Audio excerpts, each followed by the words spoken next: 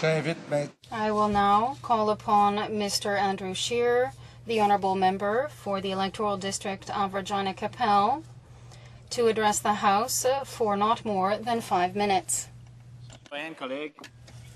Mr. Chair, Dean, colleagues, first of all, I want to congratulate all the members who are here today, be it your first term or, like you, Mr. Chair, your 9th. I am convinced that you will agree that there is nothing like coming into this chamber for the first time after an election. I beg the indulgence of those members who heard my speech in the 40th Parliament in a similar circumstance. I would like to use the words of Speaker William Lenthal to describe the nature of the position of Speaker. When King Charles came into the House in 1642 and demanded to know the whereabouts of certain MPs, Speaker Lenthal told the King, "May it please your Majesty, I have neither eyes to see nor tongue to speak in this place, but as the House is pleased to direct me, whose servant I am here." In my opinion, that is the main role of the Speaker. He or she must first and foremost be a servant of Parliament. It is the Speaker's role to guarantee that the members may exercise their rights and privileges in the House. The members of Parliament together delegate the authority to the Speaker to ensure that the House can function. I believe I can carry on that legacy thanks to the experience I have gained over the last several years. I've spent the last 5 years in the Speaker's chair and up until about an hour ago as your Deputy Speaker, and before that as the Assistant Deputy Speaker from 2006 to 2008. It's an old maxim that you learn by doing, and certainly I've learned a great deal with first-hand experience in the chair.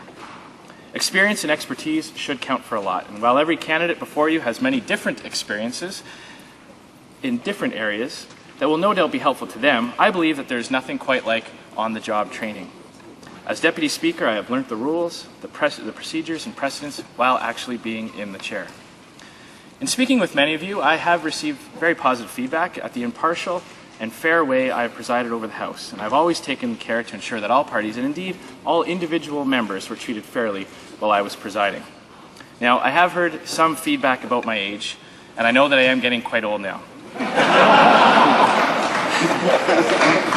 You know, the current Speaker of the House of Commons in the United Kingdom, Mr. John Bercow, also faced questions about his age, as he was also quite relatively young when he successfully ran for Speaker. And I'm sure he won't mind me retelling you one of his stories. He said to me that while he was calling, in his speech, he said, while he was calling members for their support, one particular MP said to him, "Certainly not, Bercow. You are not just too young, you are far too young. Given that, in my judgment, the Speaker ought to be virtually senile."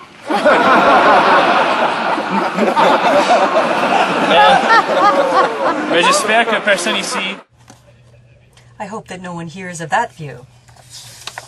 Many of you have talked about decorum and courtesy. Absolutely agree that the Speaker needs to play a more assertive role in improving the tone of debate in this place. I believe that it is time for the Speaker to use the standing orders that already exist, that are available, to more strictly enforce the rules regarding behaviour. When I was in the chair, often throughout debate, you'd see a particular member, I won't mention any names, consistently be disruptive and discourteous to their colleagues, and then because it was their name was on a list, they got to get up in question period, give a statement, and expect that the floor would be given to them. But I think that we should have a system in place, and a Speaker I would, to ensure that people who don't give the respect to their colleagues until they learnt that respect would not receive the respect from their colleagues.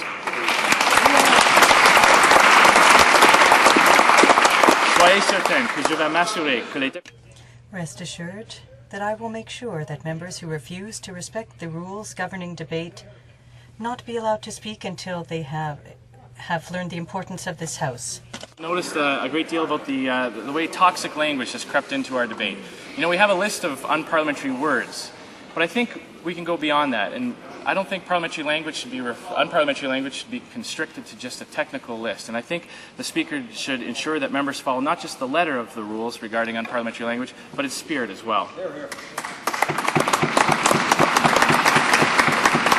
Base name-calling and questioning the motives of other honourable members create a toxic environment. I think that's what Canadians feel let down the most about when they see that. I think that by showing each other the mutual respect that we would expect from anyone else is very important. En tant que président, je veux voir... As Speaker, I want to see a House of Commons that's respectful and courteous, where members can freely discuss ideas and legislation, knowing that their rights and privileges are protected. It's our duty to all Canadians to ensure that this House works. For my colleagues who are francophone, I can tell you that I spent 13 years studying in French in school, but when I moved to Saskatchewan, I forgot a few words and conjugations. I've made great attempts to improve my French, and I'm learning the subjunctive despite the imperfect nature of my discourse. Important task for any speaker, and if you select me, I will ensure that each member has the right to be heard. Our rights should be protected collectively, but also each individual MP needs to have his or her rights upheld as well. So based on my experience, my passion for this place, my fair enforcement of the rules, I humbly ask for your support.